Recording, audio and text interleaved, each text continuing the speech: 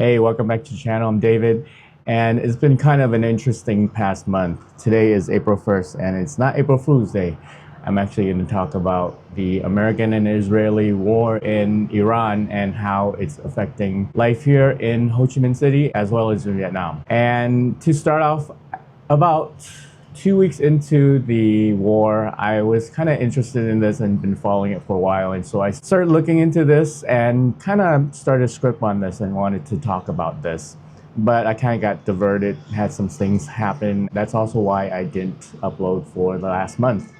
And so I'm getting back into it, and it seems like there's a lot going on with the war, and there has definitely been some effects here in Ho Chi Minh City as well as Vietnam as a whole. I think when I started looking into all this, I looked at some articles, and there was a asset management company that put out a publication, and they expected that the war would be a little bit more intense than the 12-day war that happened last year, but it won't be a protracted engagement. They said that it would be a temporary shock to the global market, but they expected that the US had about 5 weeks worth of ammunition to fight this war. Of course, we know that that's kind of different right now because kind of starting to rev up with ground troops heading over to the Middle East, and I think there's been talks that there's expectation that it's going to happen within the next few days or even hours. So there's a lot going on. And during that time, there was also a professional services company came out with some assessment of what was going to happen. And it came out on the Vietnam Briefing website. For the short-term effect, which is about 3 to 6 months, they're expecting no escalation and no disruptions to the global supply chain. Of course, that was kind of proven wrong right off the bat because there has been quite an effect on the global supply chain. It's definitely escalated where the entire Gulf nations are at it, and Israel is being bombarded quite heavily on a daily basis. They also said that the insurance and freight costs would have like modest increases, but it would be temporary. But right now it seems like that's not really the case anymore because this is more of a extended and escalated situation. So I think some of those costs that are related to freights, which will eventually affect the consumers, will probably increase and take quite a while to level off, I think, especially rising costs of oil and stuff like that. And then also they expected that the Vietnamese GDP would not be reduced by that much, probably about 0.1 to 0.2%, and effect on exports would be roughly about 1% decrease. As far as a prolonged and escalated war, which is what we're looking at right now, and I kind of mentioned it earlier, they're saying that there would be long-term intensified costs that's related to insurance and freight. Also, higher logistical costs and availability will be an issue. Longer routes will decrease the number of ships available for shipping, so there might be a squeeze on the supply side, which would automatically increase on the demand side, so prices will go up because of that. And then as a matter of how it affects the GDP in Vietnam, they're expecting 0.4 to 0.8%, and the effect on export would be like a decrease between 2 to 5%. So what's going on currently? Aviation cost has increased. I booked a flight to Da Nang on the 2nd tomorrow, and I did get a email from the airline saying that my flight time got changed.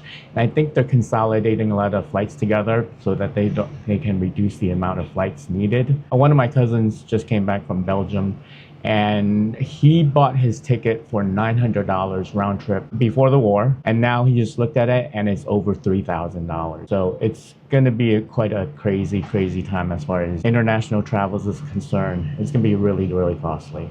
There has been some Vietnam tourists that were stranded in Dubai. Some were evacuated. I think roughly about 100 were evacuated from a group, but there are still those that are still there and trying to find a way to get back here. And recently also there came out in the news that says that as of today, there are going to be reductions in flights. There's going to be a bunch of flight cancellations due to the energy crisis.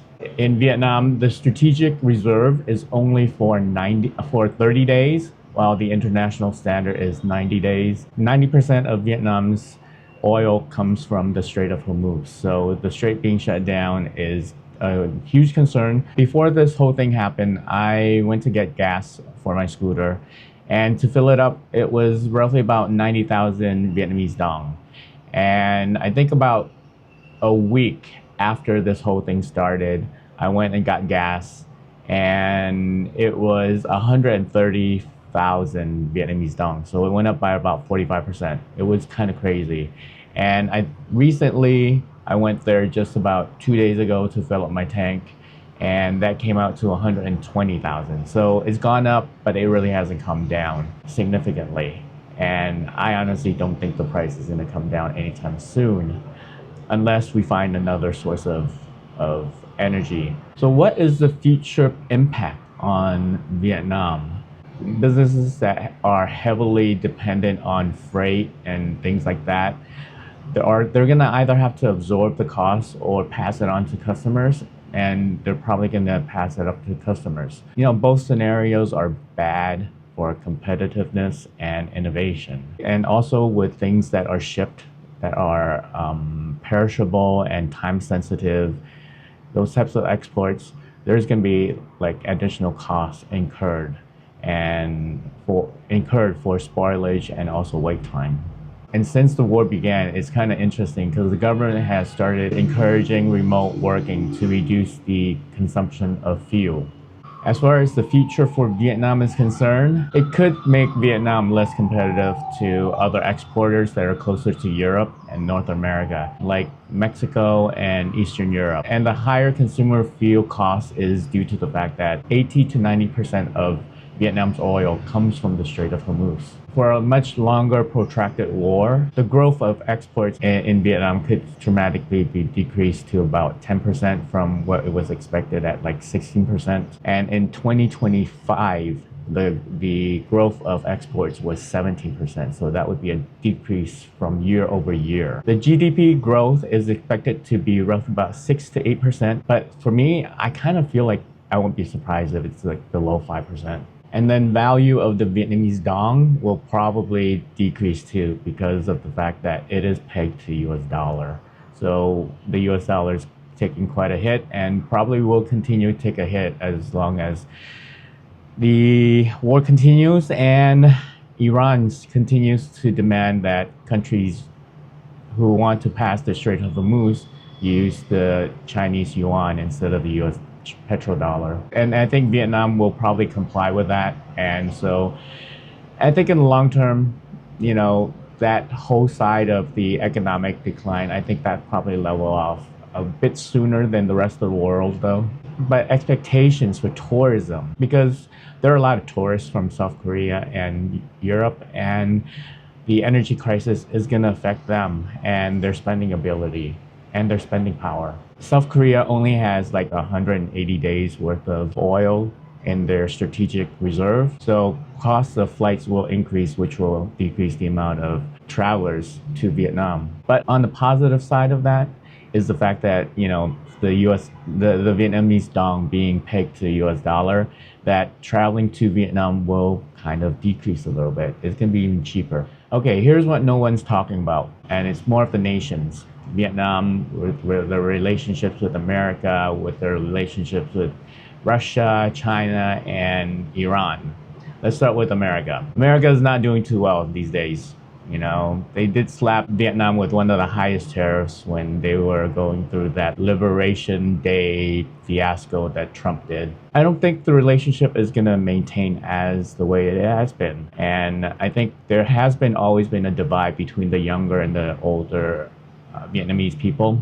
The younger being a little bit more positive towards America and the relationship with America because they view America as a very advanced country and also with certain freedoms that they don't have here. And I think that whole image has been cracked, especially with the fact that the US has all their military bases bombed in the Middle East and also they're really not able to break Iran the way that they thought they could. It brings into question a huge question regarding the technology that America uses and employs and is able to accomplish. Vice versa, Russia, China, and Iran are kind of looked at in a very different way because of this, because of the fact that Iranian missiles and drones that are taking down a lot of these infrastructures, but also the fact that China provided a lot of the logistical and data and information for those strikes, and Russia also provided a lot of technical know-how. They also shared a lot of knowledge from what they learned from the Ukrainian war. Vietnam has always had a really close relationship with Russia. You can see it everywhere. They have the hammer and sickle flag all over. Vietnam is a huge tourist attraction for a lot of Russians, and you see them everywhere. A lot of the storefronts and restaurants have Russian language menus as well as signage and things like that. That relationship, I think, will continue to be really strong. I think Russia is helping Vietnam with alternative energy supply as far as LNG and oil is concerned.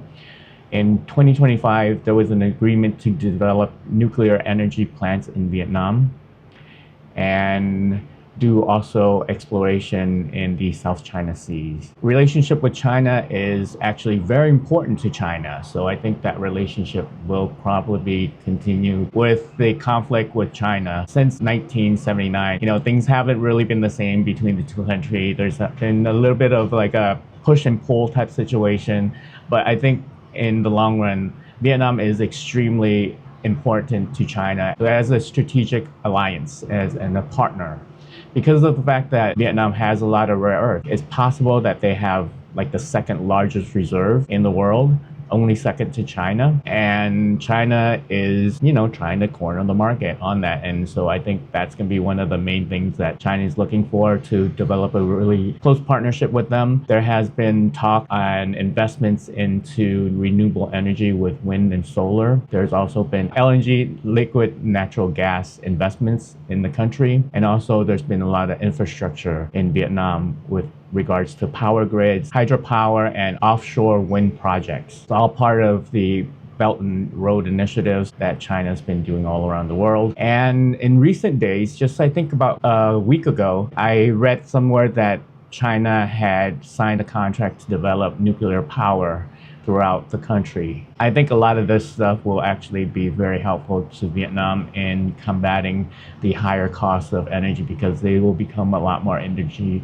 independent. And I think it'll help Vietnam become a much more sovereign country because of that. And finally, the relationship with Iran. Anyone who thinks that Vietnam will side with America against Iran is dreaming. They recently, in 2003, celebrated 50 years of friendship with Iran. Iran has offered Vietnamese citizens visa-free access to their country so they can visit without visa. As of 2023, Iran's been seeking a security and defense cooperative with Vietnam. And I'm almost positive that Vietnam will negotiate with Iran to get safe passage through the Strait of Hormuz. Not to mention, with Iran's oil sanctions off the list right now, Vietnam will definitely be buying oil from Iran to diversify their supply chain. This has been kind of interesting few weeks. Been talking about it a lot with the uncles and my cousin over at coffee in the morning. Been hearing a lot from my friends back in the States, and everybody's got a really interesting take on what's going on. Some are still MAGA,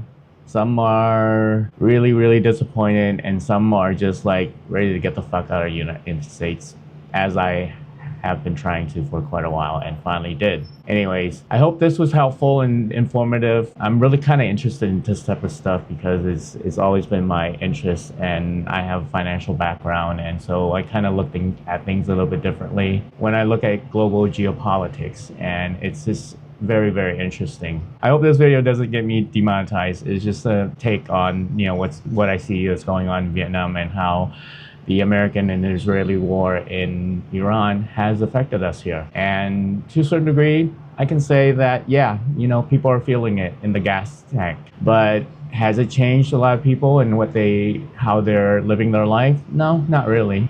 people are talking about it is very interesting, and I think people's opinions are on certain things that they used to think are slowly being changed, which is not a bad thing. Anyways, that's it. Thanks for getting lost with me. Like, share, subscribe, and I will see you on the next one. Bye.